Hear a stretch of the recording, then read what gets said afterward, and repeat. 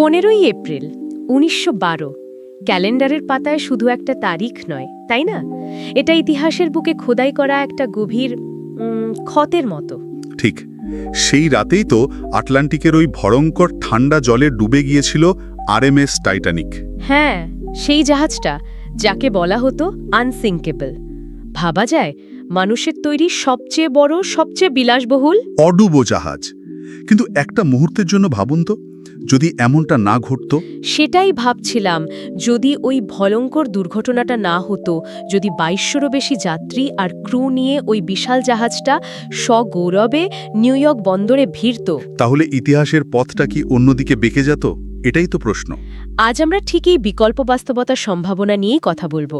আমাদের কাছে একটি ভিডিও স্ক্রিপ্ট আছে যেটা এই প্রশ্নটাকে বেশ খুঁটিয়ে দেখেছে। মানে, টাইটানিক যদি না ডুবতো তাহলে কি হতে পারত? হ্যাঁ, স্ক্রিপ্টটা কিন্তু শুধু আমতাজে কিছু বলছে না। কিছু ঐতিহাসিক চরিত্র, তখনকার প্রযুক্তি, এগুলোর উপর ভিত্তি করে কিছু সম্ভাব্য প্রভাব তুলে ধরার চেষ্টা করেছে। বেশ ইন্টারেস্টিং। তাহলে চলুন এই অন্যরকম টাইমলাইনটা একটু ঘুরে দেখি। আমাদের উদ্দেশ্য হলো ওই স্ক্রিপ্টের ধারণাগুলো একটু নেড়েচেড়ে দেখা। টাইটানিকের বেঁচে যাওয়াটা কি শুধুই একটা আনন্দের খবর হতো, নাকি পুরো বিংশ শতাব্দীর ইতিহাসটাকেই পাল্টে দিত? দেখা যাক সেই অন্য ভবিষ্যতে কি অপেক্ষা করে থাকতো আমাদের জন্য। তবে এই বিকল্প রাস্তায় যাওয়ার আগে একবার আসল ঘটনাটা মনে করি, কি বলেন? টাইটানিক তো শুধু একটা জাহাজ ছিল না। না, একদমই না। ওটা ছিল একটা ভাসমান প্রাসাদ, মানুষের প্রযুক্তিগত অহংকার, শিল্প বিপ্লবের একটা চূড়ান্ত নিদর্শন যেন। আর উচ্চ আকাঙ্ক্ষা তো ছিলই। বেলফাস্টের হারল্যান্ড অ্যান্ড ওলফ শিপইয়ার্ডে তৈরি। ১৯১১তে যখন জলে ভাসানো হলো, তখন তো এটাই ছিল মানুষের তৈরি সবচেয়ে বড় চলমান বস্তু। একটা আস্ত শহর যেন ভাসছে। একেবারে ঠিক। 10ই এপ্রিল ১৯১২ ইংল্যান্ডের সাউদাম্পটন থেকে নিউ ইয়র্কের উদ্দেশ্যে যাত্রা শুরু। আর যাত্রী কারা ছিলেন? একদিকে জন জেকাব অ্যাস্টরের মতো সেই সময়ের বিশ্বের অন্যতম ধনী শিল্পপতি। হ্যাঁ, বেঞ্জামিন গুগেনহাইমও ছিলেন। ঠিক। আর অন্যদিকে শয়ে শয়ে সাধারণ অভিবাসী, আয়ারল্যান্ড, স্ক্যান্ডিনেভিয়া, ইউরোপের নানা জায়গা থেকে আসা মানুষ, চোখে আমেরিকান স্বপ্ন নিয়ে নতুন জীবনের খোঁজে। কি বৈপরীত্য! কিন্তু যাত্রার মাত্র 4 দিনের মাথায় 14ই এপ্রিল গভীর রাতে সব শেষ। একটা আইসবার্গ, হিমশৈল। আর তারপর মাত্র কয়েক ঘন্টার মধ্যে আটলান্টিকের ওই বরফ ঠান্ডা জল উফ গ্রাস করল জাহাজটাকে। প্রায় ১৫০০-এরও বেশি মানুষের মৃত্যু। ভাবা যায় একটা সাংঘাতিক মানবিক বিপর্যয়। আর সেই রাতের পর অনেক কিছু বদলেছিল, তাই না? হ্যাঁ, ওই ভয়ঙ্কর ঘটনার অভিঘাত তো ছিল বিশাল। সামুদ্রিক নিরাপত্তা নিয়ে বিশ্বজুড়ে একটা আলোড়ন তৈরি হয়েছিল। নতুন আইন এলো, নিয়মকানুন, আন্তর্জাতিক নজরদারির ব্যবস্থা, যেমন ইন্টারন্যাশনাল আইস প্যাট্রোল। একদম। আর অবশ্যই তৈরি হলো অসংখ্য গল্প, স্মৃতি, কিংবদন্তি, যা আজও আমরা বয়ে বেড়াচ্ছি। টাইটানিক যেন শুধু লোহালক্করের জাহাজ নয়, একটা চলমান কাহিনী। কিন্তু এবার ভাবি সেই মুহূর্তটার কথা যেখানে ইতিহাস অন্য পথে যেতে পারত। হ্যাঁ, যদি ওয়াচ টাওয়ারের প্রহরী আইসবার্গটা আর কয়েক সেকেন্ড আগে দেখতে পেত, বা যদি ফার্স্ট অফিসার মার্ডকের জাহাজ ঘোরানোর আদেশটা আরেকটু দ্রুত কার্যকর হতো, কিংবা ক্যাপ্টেন স্মিথ যদি সামান্য অন্য পথে যেতেন। অনেকগুলো যদি। কিন্তু যদি টাইটানিক ওই ধাক্কাটা সামলে নিত বা পুরোপুরি এড়িয়ে যেত, যদি জাহাজটা বেঁচে যেত, তাহলে কি ঘটতো? এই প্রশ্নটার উত্তরই তো ইউটিউব স্ক্রিপ্টটা নানা দিক থেকে খোঁজার চেষ্টা করেছে। এখানেই তো বিষয়টা দারুণ ইন্টারেস্টিং হয়ে ওঠে, তাই না? ভাবুন তো, সেই অন্য পৃথিবীতে 15ই এপ্রিল ১৯১২ সকাল নিউ ইয়র্কের মানুষ দেখছে হাডসন নদীর বুক ছিঁড়ে এগিয়ে আসছে সেই ইস্পাতের দৈত্য, অটুট, অক্ষত, সগৌরবে বন্দরে ভিড়ছে। ওই স্ক্রিপ্টের বর্ণনা অনুযায়ী খবরের কাগজের শিরোনাম হতো আধুনিক যুগের অলৌকিক ঘটনা, টাইটানিক জয় করল আটলান্টিক। ঠিক। বিশ্বজুড়ে প্রযুক্তি আর মানুষের অগ্রগতির জয়গান গাওয়া হতো। বেলফাস্ট থেকে নিউ ইয়র্ক, সবখানে উৎসব। মানুষ ভাবত আমরা প্রকৃতিকে জয় করে ফেলেছি। এই ধারণাটা আরও জেগে বসত। আর এই বিজয়োৎসবের ফল সেটা নিশ্চয়ই সুদূর প্রসারী হতো। স্ক্রিপ্টটা কি বলছে? স্ক্রিপ্টটা বলছে যন্ত্র আর শিল্পের ওপর মানুষের আস্থা একেবারে আকাশে উঠে যেত। যেহেতু কোনো বড় বিপর্যয় ঘটেনি, তাই ইন্টারন্যাশনাল আইস প্যাট্রোল, যেটা টাইটানিক দুর্ঘটনার পরেই তৈরি হয়েছিল, সেটার হয়তো প্রয়োজনই মনে করা হতো না, তাই তো? হ্যাঁ, বা হলেও অনেক পরে হতো। আটলান্টিকের ওই বিপজ্জনক আইসবার্গ এলাকায় নজরদারির জন্য কোনো আন্তর্জাতিক উদ্যোগ হয়তো 1920 বা 30-এর দশক পর্যন্ত আসতো না। আর নিরাপত্তা সংক্রান্ত নিয়মকানুন, যেমন ধরুন পর্যাপ্ত লাইফ বোট রাখা বা 24 ঘন্টা রেডিও যোগাযোগ, সেগুলো হয়তো অনেক দেরিতে আসতো, অন্য কোনো দুর্ঘটনার পর হয়তো। টাইটানিকের মতো বড় ধাক্কা ছাড়া এত তাড়াতাড়ি হয়তো আসতো না। তার মানে সামুদ্রিক ভ্রমণ আরও অ্যাডভেঞ্চারাস হতো, কিন্তু সেই সাথে আরও বিপজ্জনক।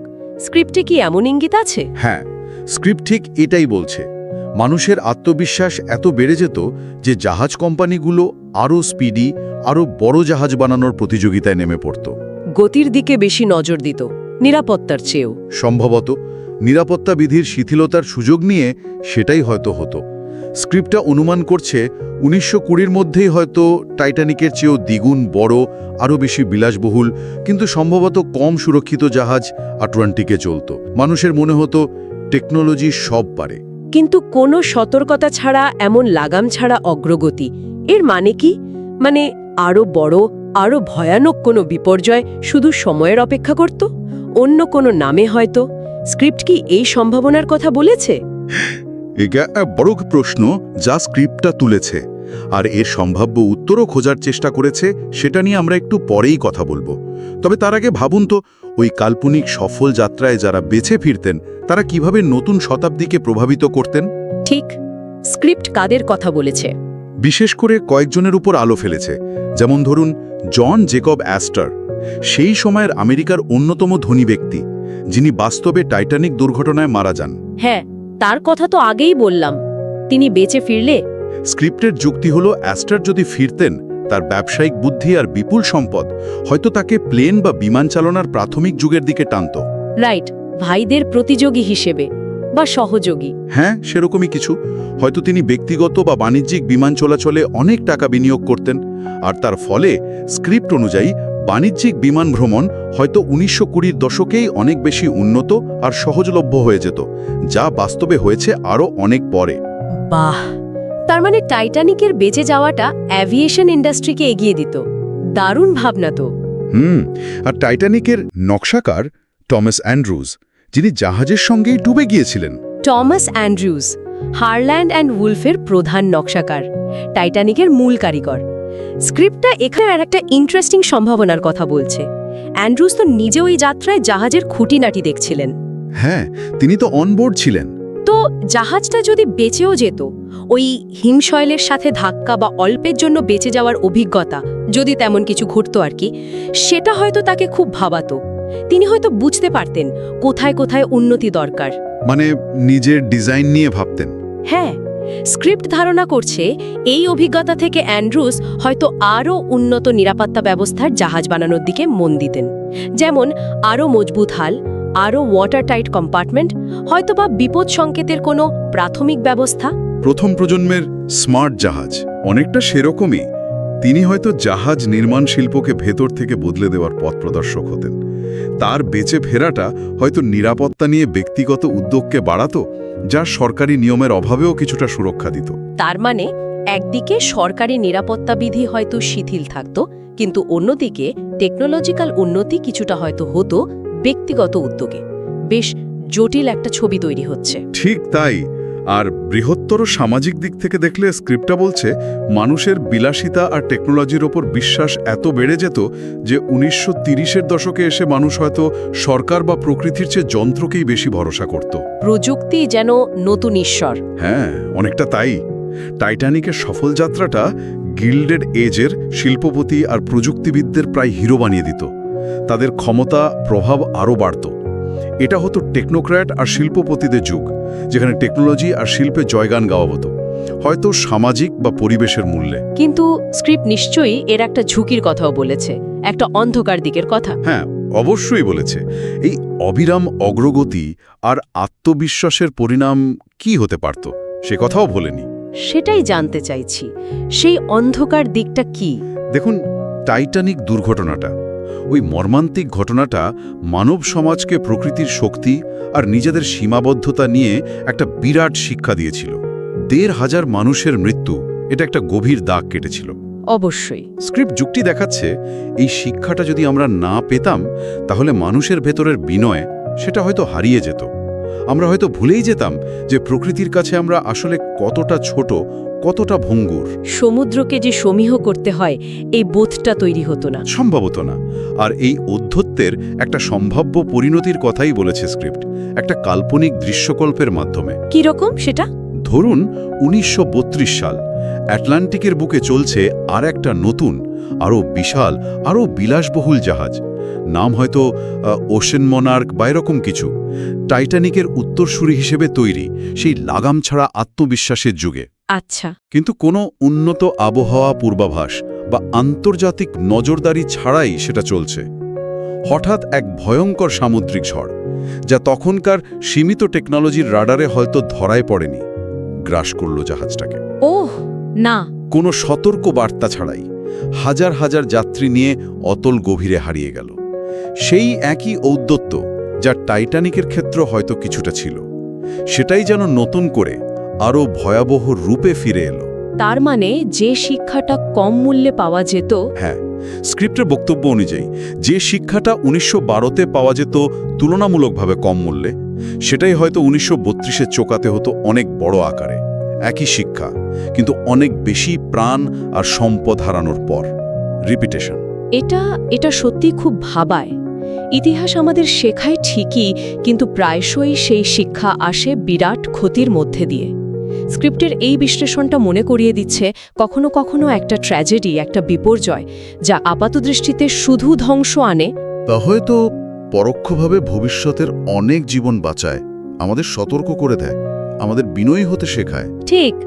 একটা বিজয় হয়তো আমাদের অন্ধ করে দিতে পারে, কিন্তু একটা পরাজয় সেটা চোখ খুলে দেয়। এটা একটা গভীর ভাবনা, কিছুটা অস্বস্তিকর। যদি টাইটানিক বেঁচে ফিরত, আমরা হয়তো আরও দ্রুত, আরও বড় জাহাজ বানাতাম, টেকনোলজিক্যালি হয়তো এগিয়েও যেতাম কয়েক ধাপ, কিন্তু মানুষ হিসেবে আমাদের হৃদয় হয়তো কিছুটা ছোট হয়ে যেত। প্রকৃতির প্রতি যে সম্ভ্রমবোধ, অজানা বিপদের প্রতি যে সতর্কতা, সেটা হয়তো তৈরি হতো না। স্ক্রিপ্ট যেন এটাই বলতে চাইছে, সমুদ্র তার পাওনা ঠিকই বুঝে নিত, হয়তো অনেক পরে, কিন্তু আরও নির্মমভাবে, আরও অন্ধকার কোনো রাতে।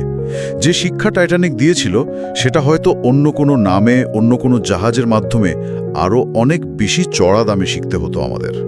টাইটানিক ডুবেছিল, ১৫০০ প্রাণ অন্ধকারে হারিয়ে গিয়েছিল, কিন্তু তার গল্প, তার শিক্ষা আজ সময়ের স্রোতে ভাসছে। এটা শুধু মৃত্যুর গল্প নয়, না, এটা একটা অনন্ত সতর্ক বার্তা, মানব অহংকারের একটা আয়না, একটা স্মৃতি, যা আমাদের মনে করায় প্রযুক্তির শিখরে পৌঁছেও আমরা প্রকৃতির বিশালতার কাছে কত তুচ্ছ। স্ক্রিপ্টটা এই বিকল্প ইতিহাস তৈরির মাধ্যমে আসলে সেই আসল ইতিহাসের গুরুত্বকেই যেন আরও বেশি করে তুলে ধরেছে। একদম। আর এই পুরো আলোচনাটা শেষে একটা বড় প্রশ্ন তুলে দেয়, যা স্ক্রিপ্টটাও ছুঁয়ে গেছে। ইতিহাসের পাতায় এমন আর কোন কোন মুহূর্ত আছে যা সামান্য অন্যরকম হলে আমাদের আজকের চেনা পৃথিবীটা আমূল বদলে যেতে পারত? হ্যাঁ, এমন আর কোন ঘটনা আছে যার পথটা একটু এদিক ওদিক হলেই আমরা আজ সম্পূর্ণ অন্য এক বাস্তবতায় থাকতাম? এটা নিয়ে ভাবার অনেক অবকাশ আছে, তাই না?